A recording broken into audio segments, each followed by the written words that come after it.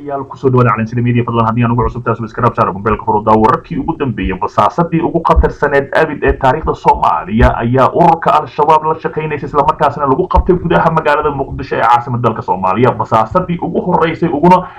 dhibaatada iyo fal argagixisada badneed abid ee taariikhda Soomaaliya ayaa iminka la soo taagay maxkamad isla markaasina magacyo badan sheegatay waa basaasad dawladda la shaqeynaysa isla markaasina ururka al-shabaab u gudbinaysay haddii aad maqli jirtay basaasiyiinta caalamiga ah ee adduunyada ka howlgasha iminka basaasadii al-shabaabka haweeneyda basaasada ahayd ee al-shabaabka ahayd isla markaasina dawladda federaalka Soomaaliya ka dhex shaqeynaysay ayaa 15 sano xarig ah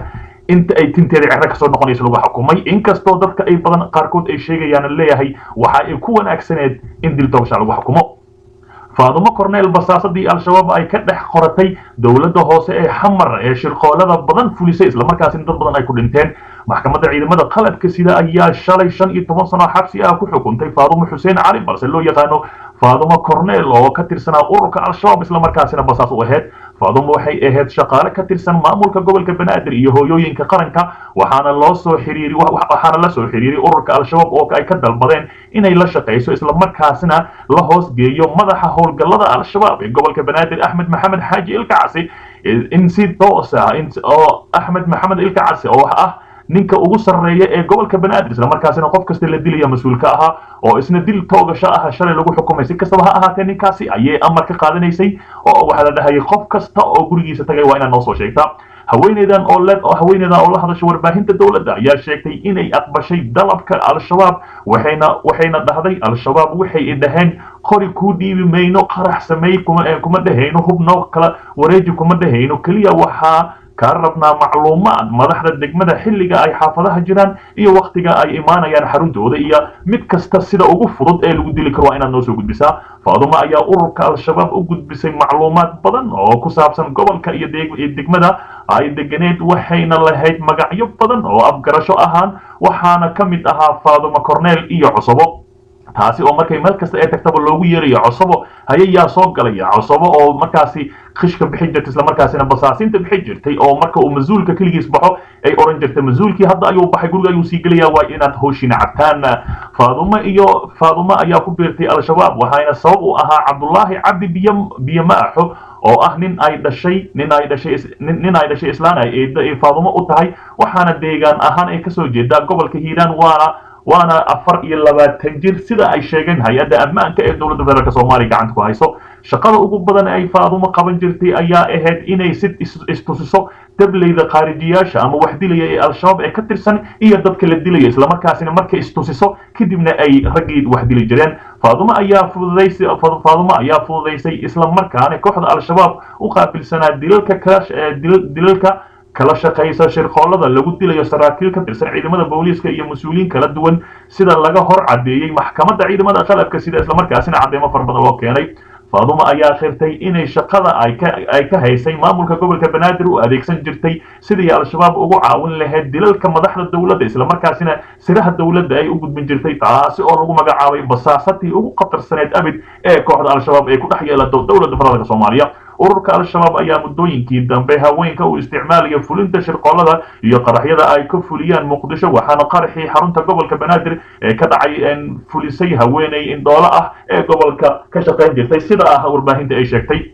hay'adaha ammaanka ayaa sheegay inay ku daba joogaan liiska haweenka al-shabaab ee la shaqeeya ayna ka mid yihiin sida Faadumo oo kale isla markaasina dawladda hoose ay ku jiraan gabi ahaanna ay soo qaban doonaan cid kasta oo la shaqeysa ururka al-shabaab sida Faadumo oo kalena la geey doono xabsi ama xabsi daa'im ama dil toogasho ah dhinaca kale hoggaanka ahlu sunna oo shuruud adag ku hordhigay ra'iisul wasaare Khayre iyo wasiirka arrimaha gudaha wararkii ugu dambeeyay xiisad ka taagan galmudug iyo Khayre oo halkaasi ku sugan oo raba inuu kala furfuro ahlu sunna wal jamaaci odayaasha dagaashan ra'iisul wasaaraha xukuumadda Soomaaliya Xasan Cali Khayre oo ku sugan magaalada Dhuusamareeb ayaa kulamo la qaatay hoggaanka ahlu sunna wal jamaaci xilli looga gaaro sidii xal looga gaaro muranka ka dhashay xildhibaanada ay ku leeyihiin galmudug kulamo kala duwan oo waqti badan qaatay ayaa ra'iisul wasaare Khayre kala hadlay hoggaanka ahlu sunna wal jamaaci al-sunna sidii loo sixi lahaa saamileyda isla markaasina qaybsiga beelaha ee 20 xildhibaan ee laga siiyo baarlamaanka ee galmudugta cusub sida aan wararka ku helayno hoggaanka ahlu sunna wal jamaa ayaa ku dhegan liiska 20 xildhibaan ee hore u soo xuleen waxa ayna hoggaanka ahlu sunna sheegeen in aysan ka laaban doonin xildhibaanada ayna yihiin kuwa ay ku kalsoon yihiin isla markaasina la doonayo inay aqbalaan qolada maamulkaasi waxa ay hoggaanka ahlu sunna hor dhigtay ra'iisul wasaare khayr iyo wasiirka arrimaha gudaha shuruudo adag haddii dib loogu laabanayo xildhibaanada la soo xulayo waxa ayna u cadeeyeen in mar kale aysan qaadi doonin mas'uuliyadda haddii wax qaldamaan isla markaasina dib halkaasi ka dhaco hoggaanka ahlu sunna wal jamaa ayaa sidoo kale shuruudo uga dhigay ra'iisul wasaare khayr iyo wasiirka arrimaha gudaha in iyagu dooranayaan xildhibaanada iyo sidoo kale sida ay beelaha ugu xulanayaan haddii ayba dhacdo in laga laabto liiskii hore wax faragelin ahna aysan raali ka noqonin ayuu yidhi wararka aan helayno ayaa sidoo kale sheegay in ra'iisul wasaare khayr iyo wasiirka arrimaha gudaha wadaan kulamo ay la qaadanayaan odayaasha cabashada ka qaba xildhibaanada ahlu sunna qaadatay si ay ugu qanciyaan in ahlu sunna loo dhaafo xubnaha ay ka qaadatay odayaasha ayaa la sheegay in loo sameynayo ballanqaad kale si loogu gudbo xiisada hadda taagan oo dib ugu dhigtay ku dhawaaqista xildhibaanada galmudug iyo doorashada hoggaanka ahlu sunna wal jamaa iyo hoggaanka galmudug ee halkaas lagu doon rabo dowladda federaalk Soomaaliya ayaa ka cabsi qabta in haddana khilaaf iyo xiisad kale ay ka dhalato haddii dib loogu laabto xildhibaanadii ahlu sunna oo soo xulatay waxaana suurtagal ah in beelo hadda qanacsan yihiin in bilaabuuqa siyaasaddaas la dhameeyo ra'iisul wasaare khayr ayaa kulamada leh xildhibaanada qaarkood isla markaasina ee ahlu sunna wal jamaa sidoo kale wuxuu la leeyahay shir jaraa'id odayaasha ka soo horjeeda xildhibaanada ahlu sunna wal jamaa isla markaasina ballanqaadi u sameynaya qancinaya dhammaantood inay raali ka noqdaan halkan iga daawanaysan waa calansida media fadlan la joog kala taliyihii xabsiga dhexe ee xilka laga qaaday iyo mid cusub loo magacaabay isla markaasina taliyihii hore ee wiilkii ka soo saaray isbitaalka isla markaasina wiilkii oo geeriyooday ayaa xilka laga qaaday kadibna lagu eedeeyay laba rag oo al-shabaab inay ka baxeen xabsigiisa isla markaasina taliyihii xilka laga qaaday taliyihii xabsiga dhexe ee xamar jenaraal maxamed sheekh cumar xirsiile ayaa si rasmi ah xilka looga qaaday kadib markii uu dhawaan shaqada dib ugu celiyay taliyaha ciidamada asluubta mahad cabdiraxmaan aadan dowladda federaalk Soomaaliya ayaa fargelisay arrintaani iyadoona ka hortagtay tallaabadii shaqada dib loogu soo celiyay taliyahani dambiilaha isla markaasina baraha bulshada la wareejinayay muuqaal laga soo duubay ay boqolaal kun oo Soomaaliya ka caroodeen taliyaha cusub ee xabsiga dhexe ayaa waxaa loo magacaabay gaanshaanle sare aadan xuseen kulmiye sida ay warbaahinta u xaqiijiyeen ila lagu kalsoon yahay isla markaasina goobta joogtay xirsiile ayaa waxaa horey loogu soo duubay muuqaal isagoo mid ka mid ah isbitaalada muqdisho kala soo baxaya bukaan xabsiga dhexe ee xabsiga dhexe ku xanuunsanaa oo ay dhaqaatiirta xabsiga sheegeen inaan wax looga qaban karin isbitaalka ku yaala gudaha xabsigaasi bukaankaas ayaa lagu magacaabi jiray xasan kurtun calisow oo ku jiray xaalad halis ah ayaa ugu dambeyntii ku geeriyooday xabsiga dhexe ee magaalada muqdisho isla markaasina eedeyn xooggan loo jeediyay taliyahaasi arrintani ayaa sababtay in dad badan oo dadweynaha muuqaalkani la dhigay baraha bulshada ay ka caroodeen falka naxdinta leh iyadoona sidoo kale eheladii marxuumka ay dalbadeen in xilka qaadis lagu sameeyo taliyaha isla markaasina cadaaladda la horkeeno maadaama uu dambiile yahay nin garaab ahna uu kasoo watay isbitaalka isla markaasina markii uu keena halkaasi uu ka nuf waayey xilka qaadistan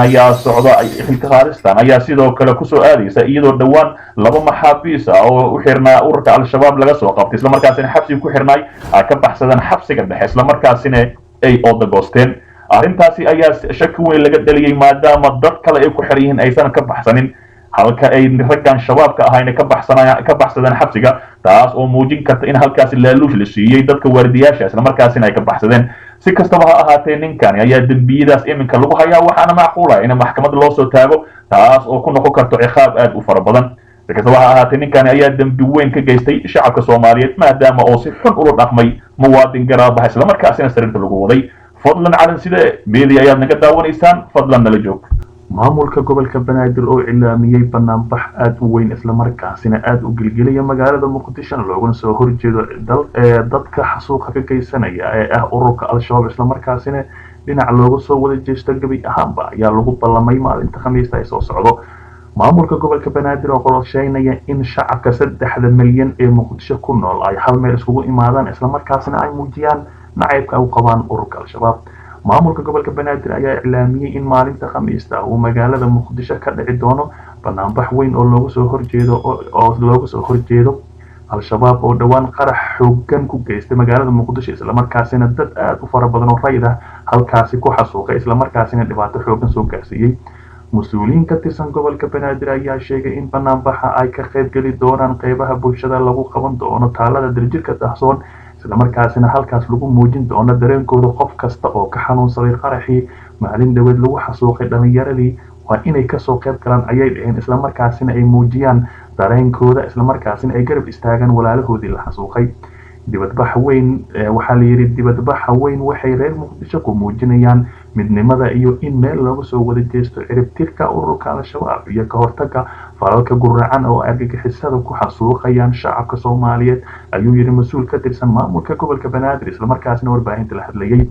ugu yaraan 9 qof oo shacab ayaa u badan ayaa ku dhimatay in ka badan 150 kalena waa ay ku dhaawacmeen qaraxii xoogganaa oo maalmo ka hor ka dhacay ex control afgooye ee magaalada muqdisho waxaana qaraxaasi 2 cisho kadib sheegatay ururka al-shabaab kadib markii hay-adda nisa ay ku eedeysay dal shisheeye isla markiiba ururka al-shabaab ayaa soo booday oo sheegtay ururka al-shabaab ayaa markii ay qarax yar ay geystaan durbadiiba saacad in ka yarba soo sheegan jiray waxaa arrintaasi la leeyahay far ayaa ku gudan maadaama 2 habeen ay ka aamustay markii labaadna ay sheegatay taasi oo la doonayo in la yiri in ururka al-shabaab lacag la siiyay isla markaasina dal shisheeye gacan saar leedahay oo loogu talagalay arqadeynta dadka Soomaaliyeed isla markaasina horumarka loo diidan yahay ururka al-shabaab ayaa sheegay in wadada laga dhisayo magaalada muqdisho ee afgooye dadka dhisaya ay ugu talagaleen taasi macnaheedu ay tahay wada kasta oo la dhisayo oo shacabka ku danaysanayaan ama shacabka loogu danaynayo inaysan raali ka ahayn